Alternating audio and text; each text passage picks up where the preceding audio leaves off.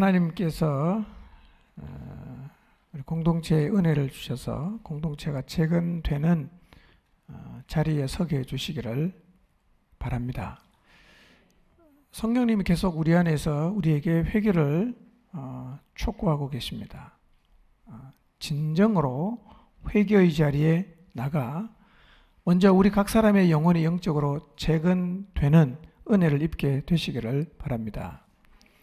그런데 공동체를 재건하려면 꼭 선행되어야 하는 일이 있습니다. 이게 선행되지 않으면 아무리 결심을 해도 유능한 인재가 많아도 교회 공동체는 재건되지 않습니다. 그러면 교회 공동체를 재건하는데 반드시 선행되어야 하는 일이 뭘까? 그것은 바로 회개하는 일입니다. 공동체가 재건되려면 반드시 회개하는 일이 선행이 되어야 합니다. 그런데 회개하는 것이 쉽지 않습니다. 그래서 성령님의 경고를 듣고도 사대 교회나 에베소 교회나 라오디게아 교회는 회개하지 않았습니다. 회개하는 것이 쉽지 않다는 얘기는 무너진 공동체를 재건하는 일도 쉽지 않다는 말입니다. 한번 결심한다고 되는 건 아닙니다. 우리가 하나님 말씀을 듣고 한순간 심각해지거나 눈물을 잠깐 흘리는 것이 회개라면 그런 회개는 그리 어렵지 않을 것입니다. 그런데 회개가 뭐냐면 말씀의 거울로 본 자신의 모습을 잊지 않고 고치는 자리까지 나가는 것입니다. 이걸 다르게 표현하면 회개에는 반드시 합당한 열매가 있어야 한다는 얘기입니다. 그런데 우리의 삶을 통해서 경험하는 것처럼 회개에 합당한 열매를 맺는 일은 간단하지 않습니다. 왜냐하면 회개에 합당한 열매를 맺으려고 하면 변질되고 왜곡되어 있는 자기 자신의 삶을 완전히 바꾸어야 하기 때문입니다. 어느 틈엔가 내 몸에 잘 맞는 옷이 되어버린 죄된 삶의 태도와 자세를 바꾸는 일은 정말 쉽지 않습니다.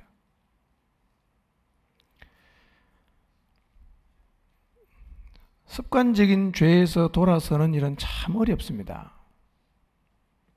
남자들이 퇴근길에 직장 동료와 잠시 술집에 들러서 술잔을 기울이면서 낮 시간에 스트레스를 푸는 이 습관을 멈추는 것 간단하지 않습니다. 특히 요즘 젊은이들 세상 친구 만나서 별 이유도 없이 여기저기 세상을 기웃거리면서 방황하는 일을 멈추는 것도 쉽지 않습니다. 할 일 없이 집에 앉아 있으면 조음이 쑤셔서 나가고 싶어서 정말 힘들어요. 정직하지 못한 습관에서 돌아서는 일도 쉽지 않습니다. 불평하는 습관을 버리는 것도 쉽지 않아요. 이기적인 삶의 태도를 버리는 것도 쉽지 않고 돈에 대해 인색한 태도를 버리는 것도 쉽지 않고 시간 사용의 우선순위를 바꾸는 것도 쉽지 않습니다. 삶의 습관이 되어버린 내 몸에 잘 맞는 옷처럼 자연스러워진 이런 죄에서 돌아서려고 하면 많은 영적인 힘과 하나님의 절대적인 은혜가 있어야 되는 겁니다. 그러지 않으면 잠깐 엄숙해졌다가 다시 돌아가는 거예요. 그건 회개가 아니에요.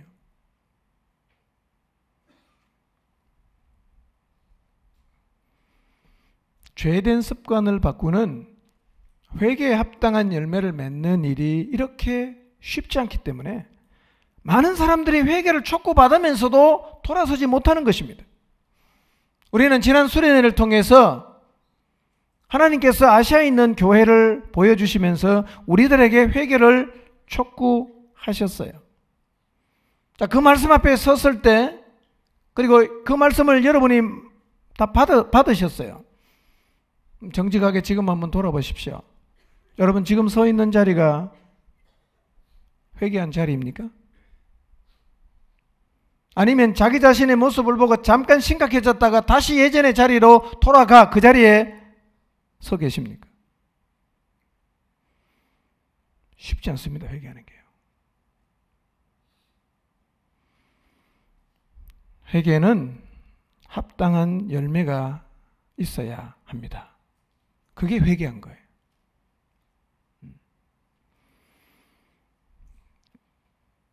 회개에 합당한 열매를 맺는 데는요, 절대적으로 주님 은혜가 필요합니다.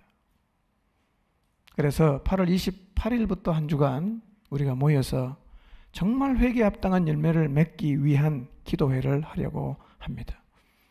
지금부터 많이 기도하시고 한 주간의 기도를 통해서 삶이 되어버린 죄에서 돌아서는 하나님의 은혜를 내가 정말 입을 수 있도록 주님을 사모하는 마음으로 나오시기를 바랍니다. 그리고 8월 28일이 되기 전에 이 기도를 계속 여러분이 주님 앞에 드리시기를 바랍니다. 세 가지 기도를 꼭 하셔야 돼요. 첫 번째, 정직하게 자신의 죄를 인정할 수 있도록 기도하십시오. 하나님 말씀 앞에 서서 우리가 허물어져야 됩니다. 여러분, 말씀 앞에 정말 자기 내면을 보는 게 쉽지 않아요. 바리새인들은요, 계속 예수님 말씀을 들었지만 그들은 자기의 모습을 보지 못했습니다. 그래서 주님하고 늘 논쟁을 했지 그 말씀에 비답해서 자신의 모습은 끝까지 못 봤습니다. 내 죄가 인정이 돼야 됩니다. 이게 정말 죄구나. 내가 이런 하나님이 기뻐하지 않는 행동을 계속하고 있구나. 돌아서야 되겠구나. 자기의 죄를 정직하게 인정하는 게 매우 중요합니다. 2020-2040 한국교회 미래 지도라는 책에서 한국교회가 지금 몰락하고 있는데 서구교회와 다른 점 세 가지를 얘기하고 있어요. 한국교회도 몰락하고 있어요. 근데 이미 몰락한 서구교회나 몰락의 길에 들어선 미국 교회와 한국 교회가 뭐가 다른가? 세 가지 얘기하는데요. 첫째 뭐냐? 한국은요, 몰락하는 속도가 매우 빠르다는 겁니다. 유럽이나 서구교회가 몰락하는데 걸린 시간이 500년이었습니다. 500년 만에 무너졌어요. 미국의 교회는 적어도 300년이 지난 다음에 몰락하기를 시작했습니다. 한국 교회는요, 100년이 조금 넘었는데 벌써 몰락하고 있습니다. 급하게 올라갔다가 급하게 내려가고 있습니다. 이게 한국 교회입니다. 지금 한국 교회가 몰락하고 있다는 사실은 아무도 부인하지 않습니다. 두 번째로, 몰락이 보편화되고 있다는 겁니다. 어떤 특정한 부류만 몰락하고 있는 게 아니라 크든 작든 있는 교회나 없는 교회 가리지 않고 모든 교회가 동시에 몰락하고 있습니다. 대형교회, 중형교회, 소형교회 할 것 없이 재정적으로, 도덕적으로 타락하고 자질 문제, 직분자들이 타락하는 문제, 이게 보편적으로 나타나고 있습니다.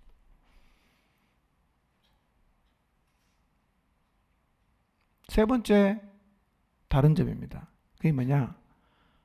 한국 교회는 지금 매우 영적으로 무감각합니다.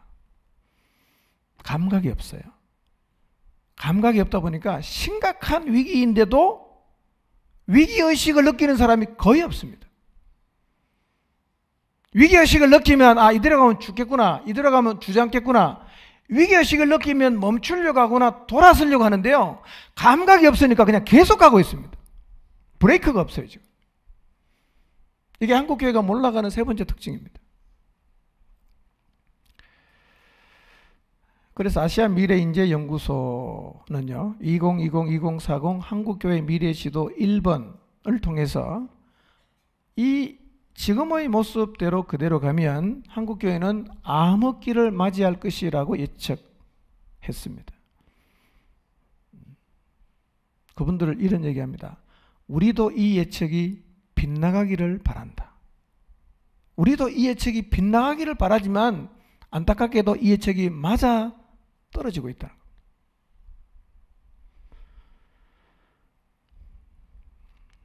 이게 한국교회 현상이고 우리 교회에서 나타나는 현상입니다. 위기의식이 없잖아요. 여러분 한국교회를 바라보면서 우리 교회를 바라보면서 혹시 위기의식을 느껴본 적이 있습니까? 이대로 가면 큰일 나겠다. 이대로 가면 진짜 망하겠다. 이런 위기의식을 느끼고 계십니까? 둘 중에 하나예요.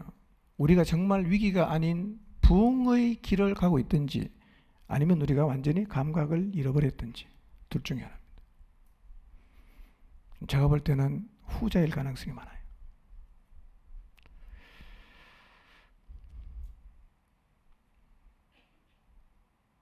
자기의 죄를 인정하지 않는 사람은 당연히 그 죄에서 돌아서려고도 하지 않습니다. 문제가 없는데 왜 돌아서겠어요? 죄가 없다고 생각하는 사람이 무슨 회개를 하겠습니까? 그러니까 자신의 죄를 인정하는 것은 매우 중요합니다. 하나님 앞에서 정직하게 나의 모습을 보고 인정할 수 있도록 기도하셔야 됩니다. 그러니까 성경을 펼쳐서 읽다가 허물어져야 됩니다. 내가 이 말씀 앞에 비춰보니까 정말 엉망으로 살고 있구나. 허물어져야 됩니다. 이 자리까지 나가야 진짜 회개의 역사가 우리의 삶 가운데서 경험될 수 있습니다. 두 번째 기도해야 될 게 뭐냐? 그런 죄에서 돌아설 마음을 주시도록 기도하셔야 됩니다. 회개할 마음이 필요합니다. 이 마음은 자기 자신의 죄를 인정하는 것하고 정비례할 것입니다. 죄를 인정하지 않아서 아무런 부담 없이 그 죄의 자리에 계속 머물러 있는다면 그 사람은 돌아서지 않을 것입니다. 그러나 그런 나를 보시면서 아파하시는 하나님 마음을 깨닫기 시작하면 우리는 비로소 내가 여기서 돌아서야겠다라는 마음을 가지게 될 것입니다. 죄에서 돌아설 마음을 주시도록 기도하십시오. 두 번째입니다. 세 번째 기도해야 될 게 뭐냐? 돌아설 힘을 달라고 기도해야 됩니다. 돌아설 마음을 달라고 기도하고 돌아설 수 있는 힘을 달라고 기도합니다. 그리고 내 삶의 일부가 되어 버려서 늘 나를 하나님이 기뻐하지 않는 곳으로 가게 만드는 습관이 되어버린 죄가 무엇인지를 보여달라고 기도해야 됩니다. 내가 어디서 돌아서야 되는가? 무엇에서 내가 돌아서야 되는가? 이걸 봐야 됩니다. 그리고 그 죄로부터 돌아설 수 있는 힘을 달라고 주님 앞에 기도해야 됩니다. 여러분, 우리가 하나님 말씀을 듣고 잠깐 심각해졌다가 다시 그 자리로 돌아가면 안 됩니다. 그건 회개가 아니에요. 이제 하나님의 힘으로 삶의 자세와 태도가 바뀌는 은혜를 입어야 합니다. 우리 모두가 하나님 우리 공동체의 은혜를 베푸셔서 회개함으로 돌이키는 놀라운 역사가 나타나게 해주십시오 라고 주님 앞에 기도하기를 시작해야 됩니다. 여러분 기억하십시오. 교회의 영적인 상태는 늘 현재형입니다. 어제는 지나갔어요. 내일은 오지 않았습니다. 오늘이 제일 중요합니다. 왜 현재형이냐면 사단의 유혹이 늘 현재형입니다. 우리의 죄성이 늘 현재형이에요. 영적인 전쟁이 늘 현재형입니다. 그렇기 때문에 늘 말씀 앞에 서는 게 필요합니다. 늘 하나님 말씀 앞에서 내가 지금 어떤 모습을 가지고 있는지를 돌아보는 것이 필요합니다. 어디에 비추어서 나를 봐야 되냐? 그 기준은 하나님의 말씀이에요. 내가 아는 친구, 다른 교회 다니는 친구가 기준이 아니에요. 성경의 기준입니다. 제가 지난주에 늘 우리가 돌아보면서 내 상태를 확인해야 되는 아시아에 있는 네 교회를 통해서 우리가 본 기준을 제가 나눠드린다고 했는데요. 두 개를 만들었습니다. 물론 제가 만든 건 아니고 정민 자매가 만들었습니다. 하나는 종이로 만들어서 나눠드리겠습니다. 그걸 계속 보세요. 내가 현재 어떤 모습을 갖고 있는가. 두 번째로는 폰을 많이 쓰니까요. 폰에 넣을 수 있는 글로 만들어서 드리겠습니다. 기도할 때 그 말씀에 비추어서 나를 계속 보고 내가 삐뚤어졌는지 바로 서 있는지 변질됐는지 정상인지 계속 확인해야 됩니다. 매일 자신을 돌아볼 때 기준 삼아야 되는 말씀 첫째는 뭐냐? 주님을 향한 처음 사랑이 내게 있는지를 날마다 돌아봐야 됩니다. 날마다 돌아봐야 돼요. 지금 한번 돌아보세요. 여러분의 마음속에 주님을 향한 감격스러운 사랑이 있습니까?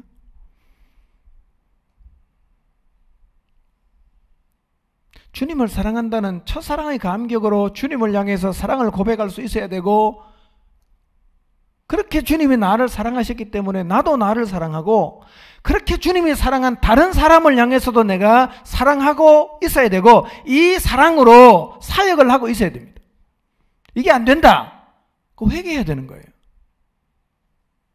이 지나친 얘기가 아니라 에베소 교회를 바라보시면서 성령님께서 사랑을 잃어버린 것 때문에 회개하라고 촉구하셨어요. 안 하면 촛대 옮긴다. 굉장히 무서운 말씀이에요. 그러니까 사랑을 잃어버린 것은 심각한 일입니다. 회개해야 되는 거예요. 여러분 1년 52주 한 번도 예배 안 빠져먹고 나와도 우리 마음속에 주님을 향한 사랑을 잃어버렸을 수 있습니다. 그 상태는 회개해야 되는 상태란 말이에요. 두 번째는 내 안에 온전한 행위가 있는지를 돌아봐야 됩니다. 내가 안 하는 건 아니지만 내가 가만히 말씀 앞에 보니까 온전하게 행하는 게 하나도 없다.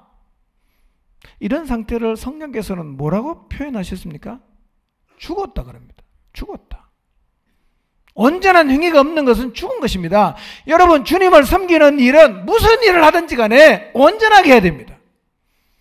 근데 만약에 여러분의 마음속에 이 온전함을 잃어버리고 하긴 하는데 대충 적당히 하고 있다. 이게 바로 내가 회개해야 되는 자리에 서 있다는 얘기입니다. 이건 회개해야 됩니다. 세 번째, 신앙의 자세가 미지근해진 것이 아닌지를 돌아봐야 됩니다. 미지근한 상태는요, 하나님이 토해내고 싶은 상태입니다. 신앙생활은요, 열정을 가지고, 하나님은 열정을 가지고 섬기는 거예요. 그런데 만약에 내가 지금 주님을 섬기긴 하는데 미지근한 태도로 섬기고 있다. 그럼 뭐가 필요한 겁니까? 나는 지금 회개해야 되는 자리에 서 있단 말이에요. 미지근한 사람은 회개해야 됩니다. 열정이 없다. 회개해야 되는 거예요. 특히 우리가 4대 교회나 라오디게아를 보면서 꼭 기억해야 될 것은 육적인 부요가 영적인 문제 없음을 의미하지 않는다는 사실은 절대로 잊어버리면 안 됩니다. 네 번째, 시대를 거스르는 부담을 덜기 위해서 타협하고 있지 않는지를 돌아봐야 됩니다. 내가 지금 타협하고 있지 않는가?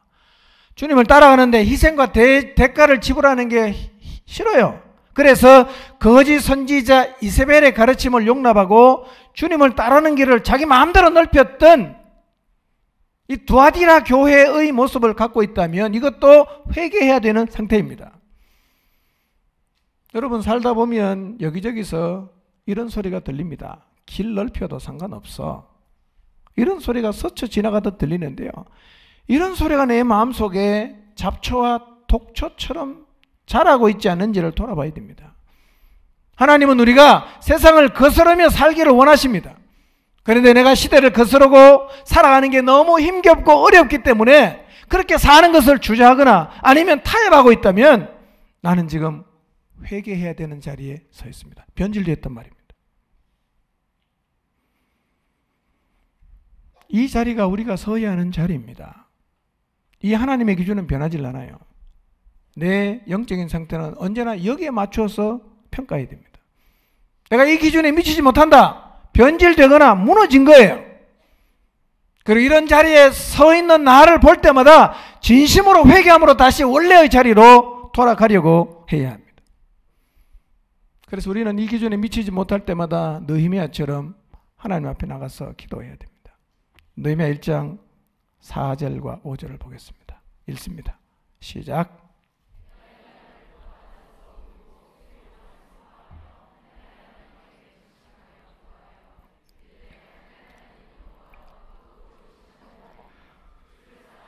주의 계명을 지키는 자에게 언약을 지키시며 긍휼을 베푸시는 주여 간구하나이다. 무너진 예루살렘의 소식을 듣고 느헤미야가 울고 슬퍼하고 금식하며 하늘의 하나님께로 나갔어요. 무너진 나의 영혼의 모습, 무너진 우리 목장의 모습, 무너진 우리 공동체의 모습을 우리가 보았다면 우리도 느헤미야처럼 하나님 앞에 나가 울고 슬퍼하고 금식하며 기도해야 됩니다. 이게 깨어있는 거예요. 이래야 우리가 변질되지 않을 수 있습니다. 이래야 끝까지 교회다운 교회를 유지해 갈 수가 있습니다.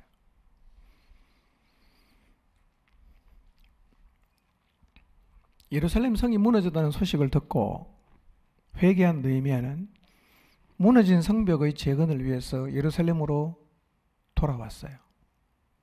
페르시아에서 먼 여행을 통해서 예루살렘에 돌아왔는데 그가 예루살렘에 돌아와서 제일 먼저 한 일이 뭐냐면 무너진 예루살렘 성의 형편을 돌아보는 거였어요. 얼마나 무너졌나? 도대체 우리 이 예루살렘 성벽의 상태가 어느 정도인가? 이걸 확인하는 거예요. 자, 11절에서 15절을 한번 읽어보겠습니다. 느헤미야 2장 11절에서 15절 읽습니다. 시작. 내가 예루살렘에 이르러 머무른 지 사흘 만에 내 하나님께서 예루살렘을 위해 무엇을 할 것인지 내 마음에 주신 것을 내가 아무에게도 말하지 아니하고 밤에 일어나 몇몇 사람과 함께 나갈새 내가 탄 짐승 외에는 다른 짐승이 없더라. 그 밤에 골짜기 문으로 나가서 용정으로 본문에 이르는 동안에 보니 예루살렘 성벽이 다 무너졌고 성문은 불탔더라. 앞으로 나아가 샘문과 왕의 못에 이르러서는 탄 짐승이 지나갈 곳이 없는지라.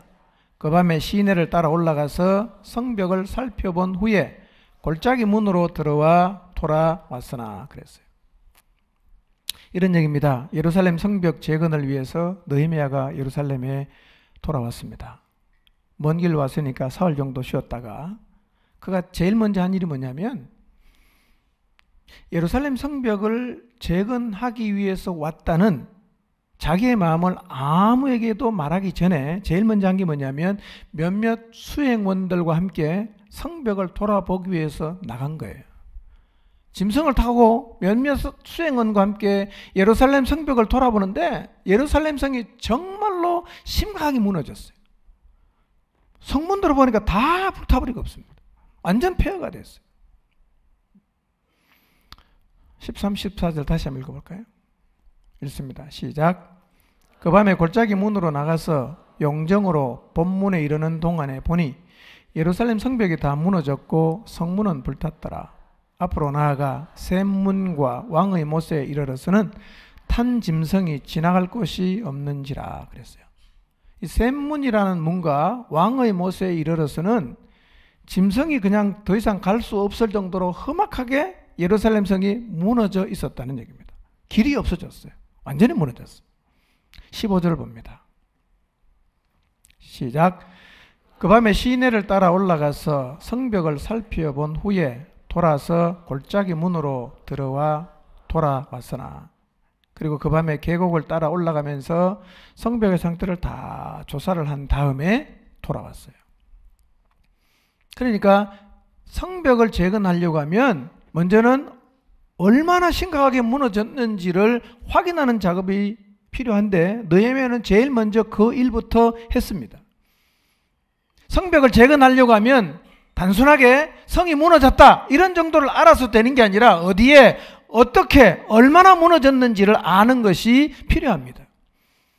우리가 만약에 우리의 삶이나 우리의 목장이나 교회 공동체를 재건하려고 한다면 동일한 과정을 거쳐야 됩니다. 한 사람 한 사람의 상황을 파악하는 일이 필요합니다. 그가 지금 어떤 면에서 얼마만큼 무너져 있는지를 파악하는 일부터 해야 됩니다.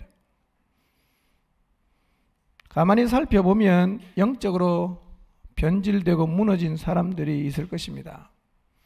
타협해서 스스로 넓은 길을 만들어 놓은 사람도 있을 것이고 자기 자신의 모습을 보지 못하는 사람도 있을 것이고 영적으로 무너지면서 삶이 무너진 사람도 있을 것이고 영적으로 무너져서 비정상적인 모습을 하고 있는 가정도 있을 것이고 마음을 닫고 공동체와 연결되지 않는 사람도 있을 것이고, 공동체를 통해서 공급받지 않고 받으려는 마음조차 없는 사람도 있을 것이고, 하나님 말씀을 계속 듣지만 전혀 움직이지 않는 사람도 있을 것이고, 하나님이 세우신 영적인 권위에 순종하지 않는 사람도 있을 것입니다. 재건하려고 하면 이걸 먼저 확인을 해야 됩니다.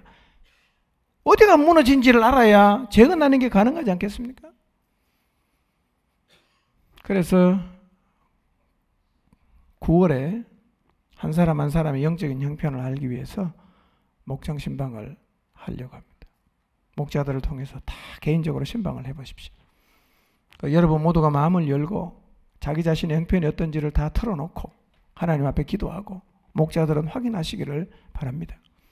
공동체를 재건하는 일은 각 사람을 살려내야 가능할 수가 있습니다.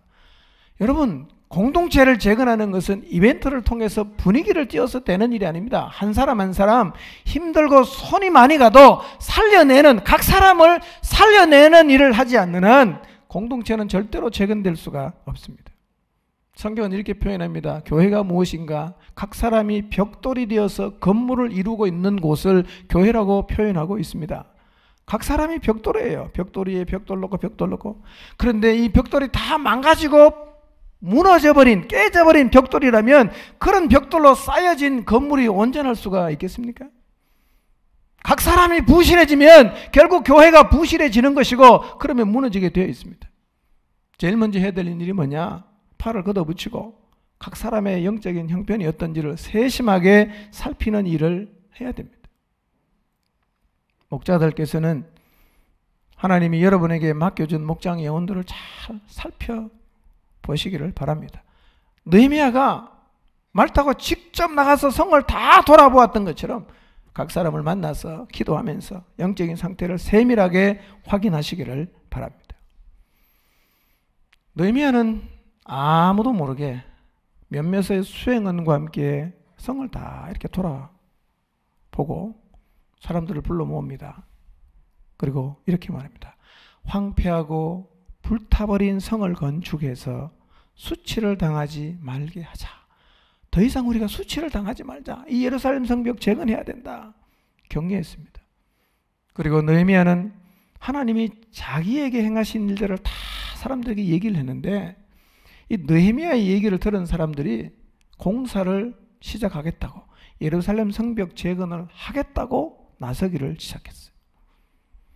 16절부터 18절을 한번 보겠습니다. 읽습니다. 시작.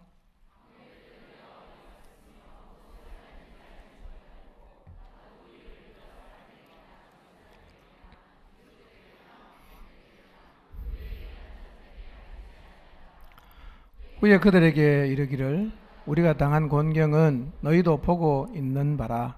예루살렘이 황폐하고 성문이 불탔으니 자 예루살렘 성을 건축하여 다시 수치를 당하지 말자 하고, 또 그들에게 하나님의 선한 손이 나를 도우신 일과 왕이 내게 이런 말씀을 전하였더니 그들의 말이 일어나 건축하자 하고 모두 힘을 내어 이 선한 일을 하려 하매 그랬어요. 사실은 지금 한국교회는 굉장히 이 사회에서 수치를 당하고 있습니다. 교회가 재건되지 않으면 계속 수치를 당할 수밖에 없어요. 교회가 영적으로 재건되어서 다시는 수치를 당하지 말게 하자라고 외쳤던 느헤미야의 외침이 사실은 동일하게 저도 외치고 싶어요.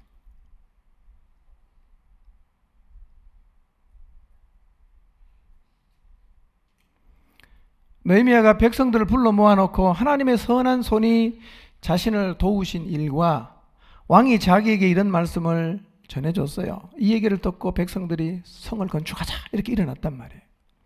그래서 오늘 저도 하나님이 지금까지 우리 공동체를 도우신 일과 이번 여름 수련회를 통해서 하나님이 제게 보여주신 마음들을 여러분에게 나누고 싶어요.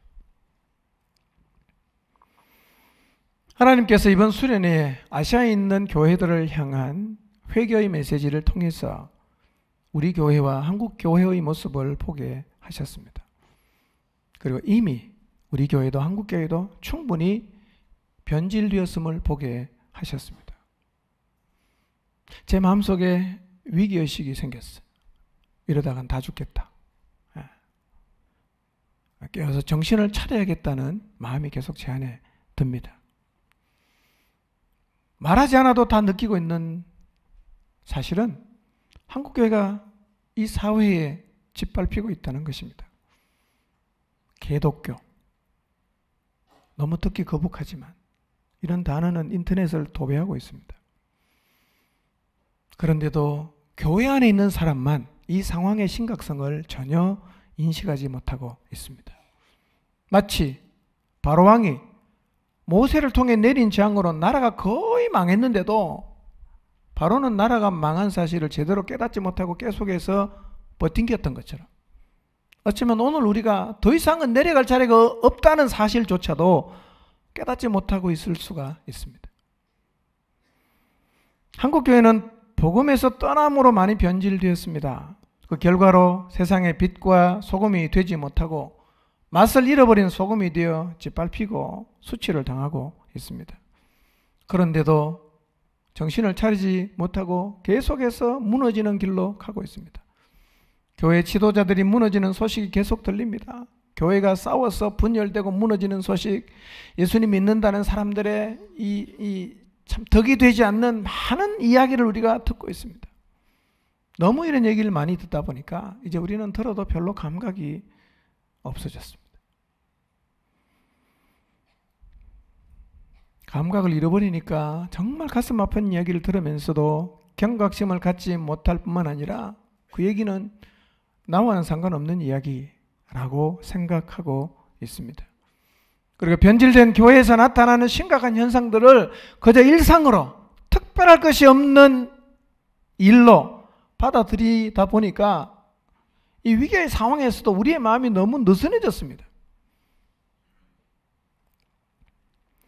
우발과 패턴의 저자 마크 부캐넌이라는 사람이 이렇게 말했어요. 우발적으로 일어난 것처럼 보이는 일들이 실은 일촉즉발의 임계 상태에 도달했기 때문에 일어나는 것이다 라고 말을 했어요. 우연히 무너진 줄 알았는데 사실은 우연히 무너진 게 아니라 무너질 조짐을 계속해서 보이다가 임계 상태에 도달해서 무너졌다는 겁니다. 임계 상태가 뭐냐면요,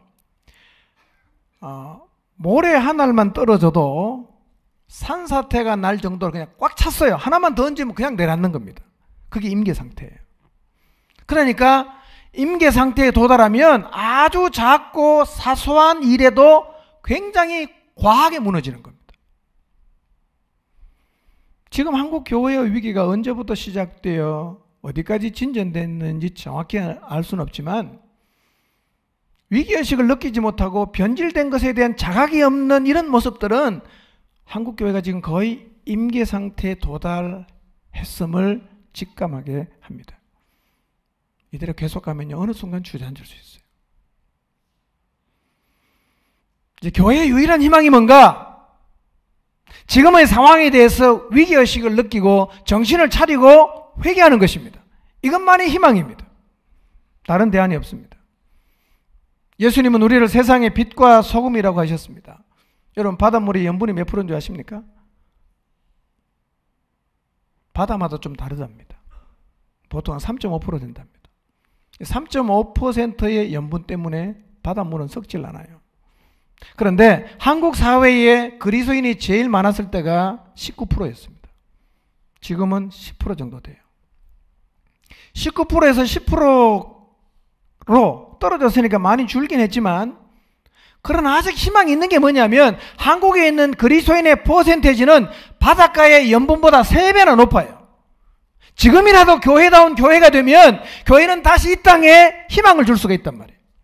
회개하고 재건할 수만 있다면 교회는 여전히 이 사회, 이 땅, 이 지구에 희망으로 존재할 수가 있습니다. 원래 교회는 처음부터 세상의 희망이었어요. 하나님은 세상을 구원하시기 위해 아들을 세상의 인간으로 보내셨습니다.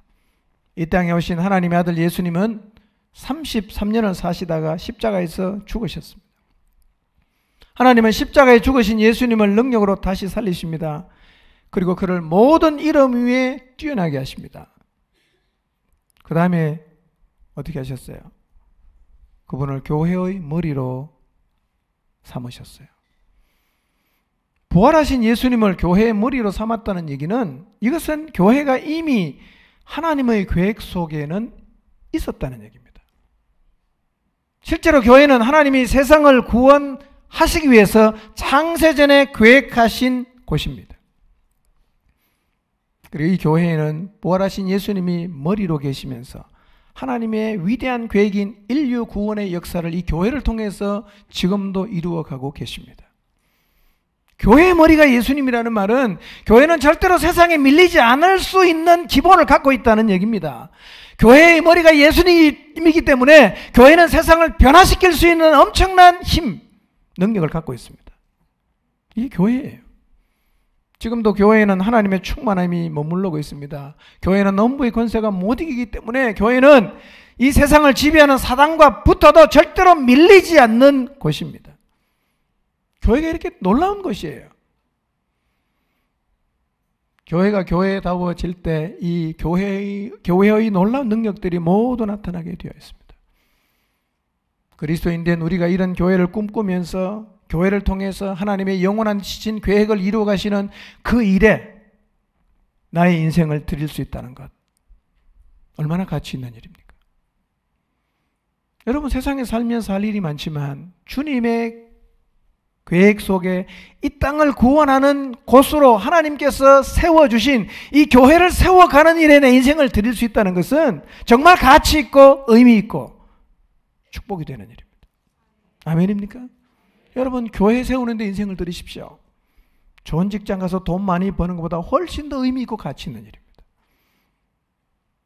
여러분, 세상에 있는 모든 사람들이 다 자기를 위해서 살아가는데 예수 그리스도를 믿음으로 구원을 받아 하나님 마음을 품고 있는 우리는 하나님의 뜻을 이 땅에서 이루어가는 일에 인생을 드리며 살아가는 게 오히려 마땅하지 않겠습니까? 우리마저 세상의 가치를 따라 쫓아가면 이 땅을 구원하시려는 하나님의 계획은 도대체 누가 하겠어요? 우리 모두가 팔걷어 붙이고 나서야 됩니다. 그래야 세상이 교회를 통해서 영원한 희망을 볼 수가 있는 것입니다.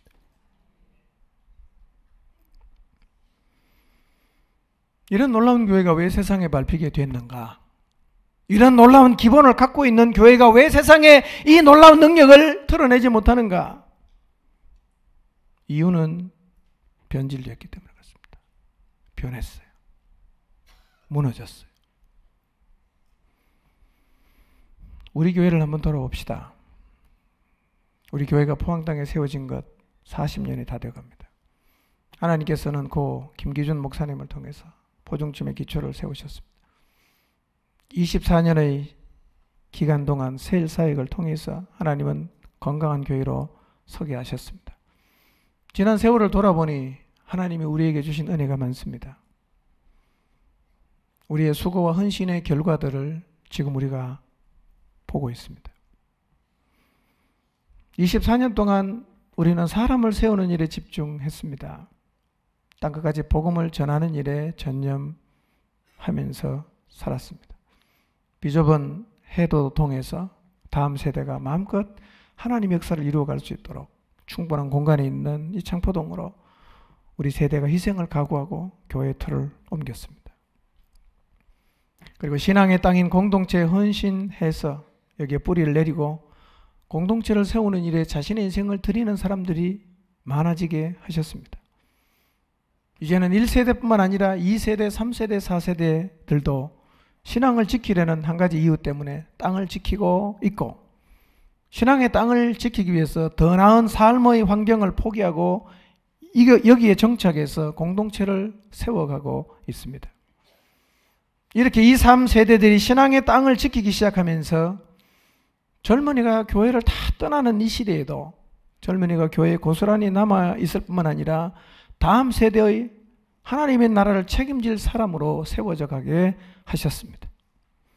뿐만 아니라 우리가 땅을 지키면서 부모의 신앙이 자녀에게 전수가 되고 3세대가 함께 주님을 섬기고 있는 모습들이 보편화되고 있습니다.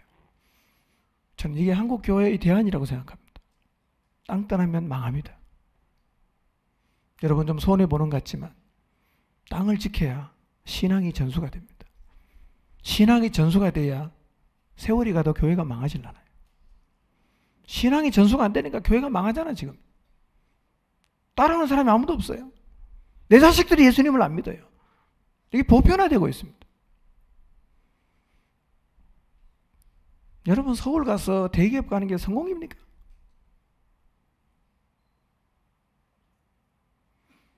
주님 오실 때까지 내가 갖고 있는 신앙을 지키면서 주님을 위해서 살아가다가 주님 앞에 서는 것이 인생 최고의 성공임을 믿으시기를 바랍니다. 이게 성공입니다. 주님 앞에 가보세요. 제 얘기가 절대로 안 틀립니다.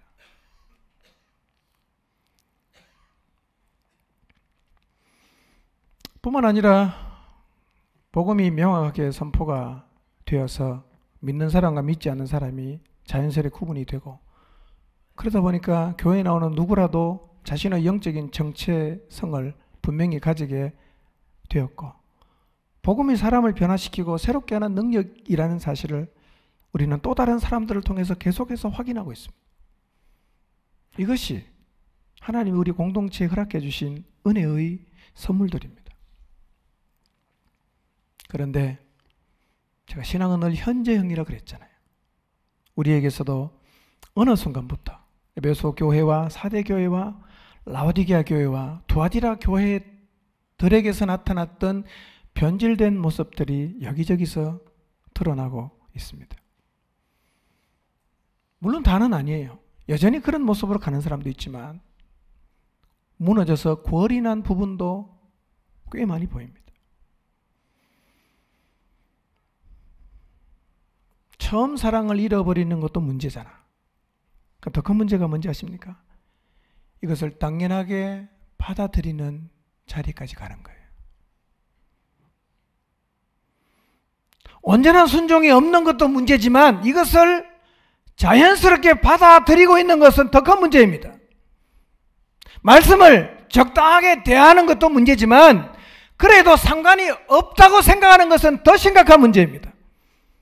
온전한 행위가 없는 것도 문제인데 거기에 대해서 위기의식이 없는 것은 더 큰 문제입니다.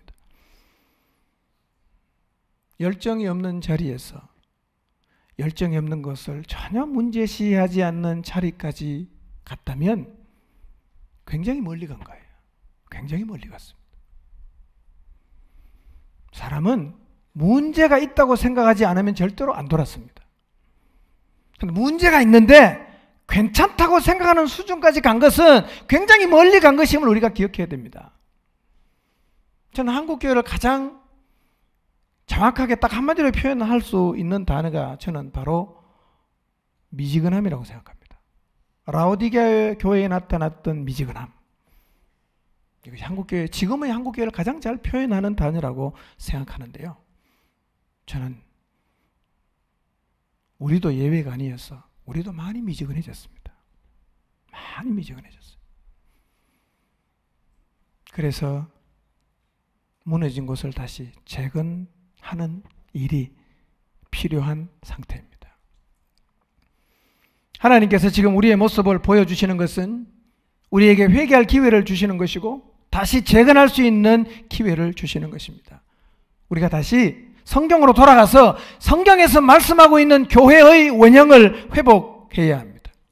이런 교회로 저는 다시 돌아가고 싶어요. 하나님 말씀이 먹히는 교회, 영적인 권위인 사람에게 순종하는 교회, 머리 대신 예수님 말씀을 확신차게 붙잡는 교회, 복음의 능력으로 사람이 변화되는 교회, 한 사람이 예수님 믿은 전 가족을 다 복음으로 구원해내서 가족이 구원되는 교회, 부모의 신앙이 자식에게 전수되는 교회, 십자가의 사랑이 가슴에 넘치는 사람들이 모인 교회, 하나님 말씀에 자기 자신의 인생을 기꺼이 거는 교회, 구원받는 사람이 날마다 더해지는 교회, 사람들이 두려워하고 칭송하는 교회, 말씀에 의지해서 그물을 내리는 교회, 예수님처럼 하나님에게 죽기까지 복종하는 교회로 돌아가야 됩니다. 이게 교회란 교회예요. 살아있는 교회입니다. 이 자리로 가야 우리가 다시 교회를 통해서 하나님의 영광을 볼 수가 있습니다. 보증증 공동체가 다시 이렇게 살아있는 교회로, 여러분이 섬기는 목장들이 이렇게 살아있는 작은 교회로 설 수 있도록 재건해 보지 않으시겠습니까? 하나님께서 우리의 모습을 보여주시고 변질된 자리에서 돌아서라고 도전하셨다면 무너진 공동체를 재건하는 일에 여러분의 인생을 한번 던져 보시지 않겠습니까? 예루살렘에 남아있던 사람들이 느헤미야의 말을 듣고 우리 무너진 예루살렘 성벽 재건합시다 라고 일어섰던 것처럼 오늘 여기 모인 포중침의 모든 지체들도 교회다운 교회로 이 포중침 공동체를 재건하기로 결단하여 일어서게 되시기를 바랍니다. 우리 모두 일어나서 다시 하나님의 능력을 드러내는 교회다운 교회로 포항중앙 침례교회를 재건합시다. 18절입니다. 읽겠습니다. 시작.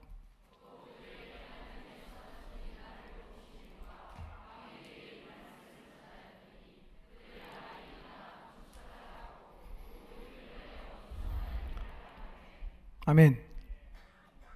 이 고백이, 이 광경이 예루살렘 성에 느헤미야와 함께했던 유대 사람들만의 반응이 아니라 오늘 여기에 모인 우리 모두의 반응이 되기를 바랍니다. 재건해야 됩니다. 그런데 쉽지 않아요. 쉽지 않아요. 왜냐하면 방해가 많아요. 방해가. 여러분, 하나님의 역사에는 반드시 방해가 있습니다. 누가 방해할까요? 사단이 방해하죠. 무너진 교회가, 변질된 교회가 회개하고 다시 돌아서서 교회다운 교회 되는 자리로 돌아가려고 하면 사단은 적당히 반대하는 게 아니라 극렬하게 반대합니다. 극렬하게 반대합니다. 그러므로 우리가 공동체를 재건하겠다고 결심하고 났을 때 반드시 계산에 넣어야 되는 게 있습니다. 그게 뭐냐? 방해가 있을 것이다 는 계산을 가지고 계산에 넣고 시작해야 됩니다. 여러분, 목장을 다시 재건하기로 결심하셨다면 사단의 방해를 예상하십시오. 그리고 그 방해에 쉽게 무너지지 않는 하나님의 사람이 되시기를 바랍니다. 19절을 보겠습니다. 읽습니다. 시작. 호론 사람 산발랏과 종이었던 암몬 사람 도비아와 아라비아 사람 게셀이 이 말을 듣고 우리를 업신여기고 우리를 비웃어 이르되 너희가 하는 일이 무엇이냐? 너희가 왕을 배반하고자 하느냐? 그랬어요. 호론 사람 산발랏의 종이었던 암몬 사람 도비아와 아라비아 사람 게셀이 이스라엘 백성들이 성벽을 다시 재건하겠다고 하니까 비웃고 모함했어요. 그러나 느헤미야는 이 반대와 비웃음과 모함을 극복했습니다. 그리고 52일 만에 성벽 재건의 역사를 완성했어요. 여러분, 세상과 타협하지 않고 하나님 말씀대로 곧이곧대로 살려가면 결심해 보세요. 반드시 반대에 직면합니다. 누군가가 비웃을 수도 있어요. 극복해야 됩니다. 극복해야 됩니다. 초장에 자빠지면 안 돼요. 여러분이 목장과 한 영혼을 다시 일으켜 세우고 내 무너진 영혼을 재건하려고 해도 틀림없이 반대와 비난에 직면하게 됩니다. 사단이 전방위로 공동체를 재건하려는 마음을 가진 사람들을 집중해서 공격할 것입니다. 그때 기억하십시오. 두려워하지 마십시오. 그리고 강해지십시오. 믿음대로 가는 길은 끝까지 가도 절대로 망하지 않습니다.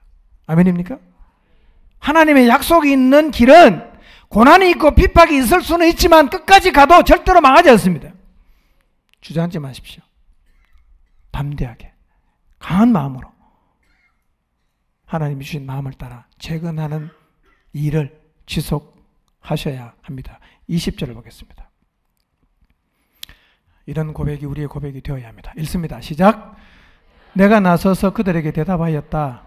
하늘의 하나님이 우리를 위하여 이 일을 꼭 이루어 주실 것이요 성벽을 다시 쌓는 일은 그분의 종인 우리가 해야 할 일이요 예루살렘에서는 당신들이 차지할 몫이 없어 주장할 권리도 기억할 만한 전통도 없어 그랬어요. 모두가 이렇게 외치며 나가게 되시기를 바랍니다. 하늘의 하나님이 우리를 위하여 이 일을 꼭 이루어 주실 것이요. 공동체를 재건하는 건 우리보다 하나님이 더 원하시는 일이에요. 그래서 무너진 공동체 다시 재건하겠다는 결심을 가지고 나가면 하나님께서 꼭 이루어 주십니다. 두 번째 이렇게 말하잖아요. 성벽을 다시 쌓는 일은 그분의 종인 우리가 해야 할 일이요. 교회 공동체를 재건하는 것은 교회의 지체요. 하나님의 자녀된 우리가 꼭 해야 하는 일입니다. 이 느헤미야의 고백, 그들의 고백이 오늘 여기 앉은 여러분 모두의 고백이 되시기를 바랍니다. 반대는 있지만 재건할 수 있습니다. 그리고 이 일을 기뻐하시는 하나님께서 반드시 이루게 하실 것입니다. 강하고 담대한 마음으로 어떤 상황이 여러분 앞에 펼쳐지더라도 두려워하지 말고 하나님이 세운 이 땅에 있는 영광스러운 교회가 다시 재건되기를 꿈꾸면서 기꺼운 마음으로 공동체를 재건하는 자리에 여러분 모두가 서게 되시기를 주님의 이름으로 축원합니다. 기도하겠습니다.